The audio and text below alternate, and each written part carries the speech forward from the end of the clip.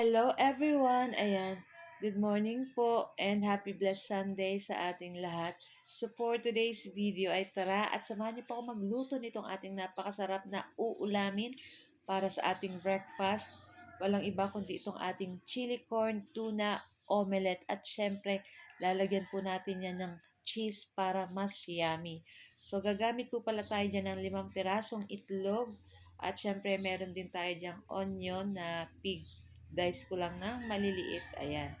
Tapos, syempre 1 pirasong lata ng San Marino corn tuna na color yellow. So, medyo maanghang po yan ng konti, pero carry naman. Tapos, sa isang kawali, maglagay tayo ng konting mantika. Tapos, mag-start tayo mag-isa nitong ating sibuyas. At pag lumabas na yung aroma nitong ating sibuyas, ay pwede na natin ilagay itong ating San Marino chili corn tuna. Ayan. Kung hindi nyo pa po natatry itong ganitong luto, naku, try nyo na at tsak na magugustuhan ng inyong mga anak.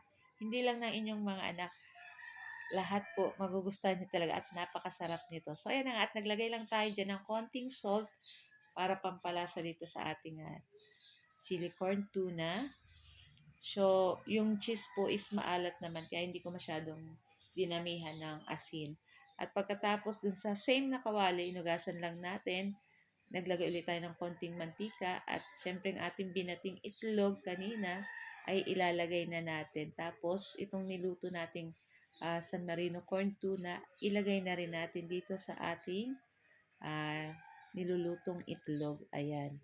Tapos, syempre, ilalagay na natin dyan yung ating cheese. Anak, kung cheese lover kayo, try nyo na to guys. Napakasarap nito guys.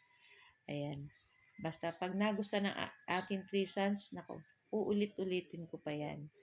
So, ayun na nga at medyo nahirapan tayong magbalik nitong ating itlog dyan, yung ating binating itlog, yung ating niluluto. Ayan.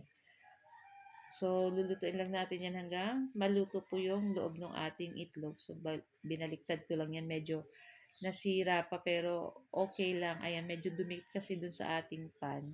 Ayan, nakita nyo medyo nahirapan tayo dyan ibalik at ayan na nga. Pero okay lang guys. Ang importante, napakasarap nito guys. Naku, ako kumain dito guys. Sa kanin, nagsabaw ako ng kape. Tapos yan yung ulam ko. Naku, perfect guys. So, super yummy. So na nga at luto na rin ito guys. So, ilipat na natin sa ating plato.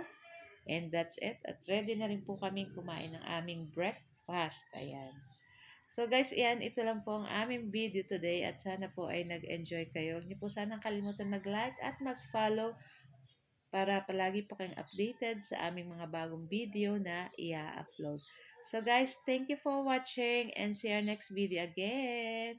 Tara na at kainan na!